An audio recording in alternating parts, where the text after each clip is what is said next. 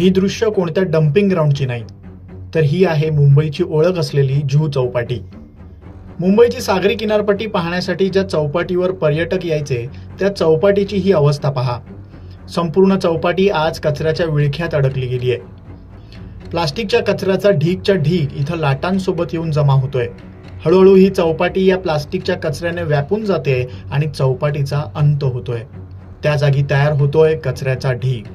आज या चौपाटीवर फिरणं मुश्किल होऊन बसलंय, कारण कितीही कचरा काढला, कितीही कचऱ्याचे ढीग हटवले गेले तरी पुन्हा समुद्र त्याला दिला गेलेला कचरा तो जसाचा तसा परत करतोय. दरवर्षी पावसाळ्यात भरतीच्या वेळी विस्तीर्ण जुहू चौपाटी कचऱ्याने विद्रूप होते. मात्र यावर्षी हे चित्र अधिकच भीषण झालंय. केवळ प्लास्टिक नाही तर इतर कचरा देखील समुद्र किनाऱ्यावर दिसतोय. याशिवाय पाणी देखील गटारासारखं काळकुट्ट दिसू लागलंय आणि दुर्गंधी देखील पसरलीय.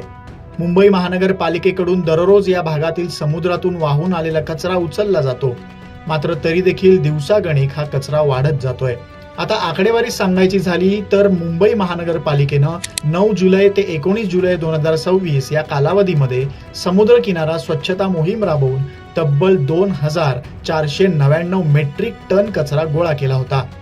14 जुलै ते 18 जुलै दरम्यान पावसामुळे समुद्राला मोठी भरती होती, त्यामुळे प्लास्टिक गोळा झालं होतं. कचरा उचलण्यासाठी यंत्र आणि वाहनं, त्यासोबतच ते हाताळण्यासाठी पुरेसं मनुष्यबळ देखील मुंबई महानगरपालिकेकडे आहे. पण समुद्रातून वाहून येणाऱ्या प्लास्टिक आणि इतर कचऱ्याचं प्रमाण इतकं आहे की पालिकेची ही यंत्रणा आता कमी पडतेय. यावरूनच मागील काही वर्षात मुंबई शहराचं प्लास्टिक वापरण्याचं प्रमाण किती वाढलंय याचा अंदाज येतो. एकीकडे मुंबईतला हाय प्रोफाईल जुहू परिसर, ज्याच्या किनाऱ्यालगत मोठमोठे बंगले दिसतात, ज्याची किंमत कोटींच्या घरात आहे, पण त्याच जुहू किनाऱ्यावर आज कचऱ्याचे हे ढीग दिसतात. मुंबईत मरीन ड्राईव्ह, गेटवे अशी स्थळं पाहिल्यानंतर उपनगरात जुहू चौपाटी हे एक भेट देण्याचं ठिकाण एकेकाळी मानलं जात होतं.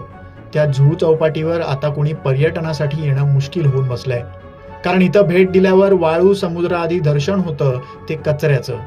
मुंबईचे समुद्रकिनारे स्वच्छ ठेवण्याची जबाबदारी जितकी प्रशासनाची आहे, तितकीच ती नागरिक म्हणून मुंबईकरांची देखील आहे.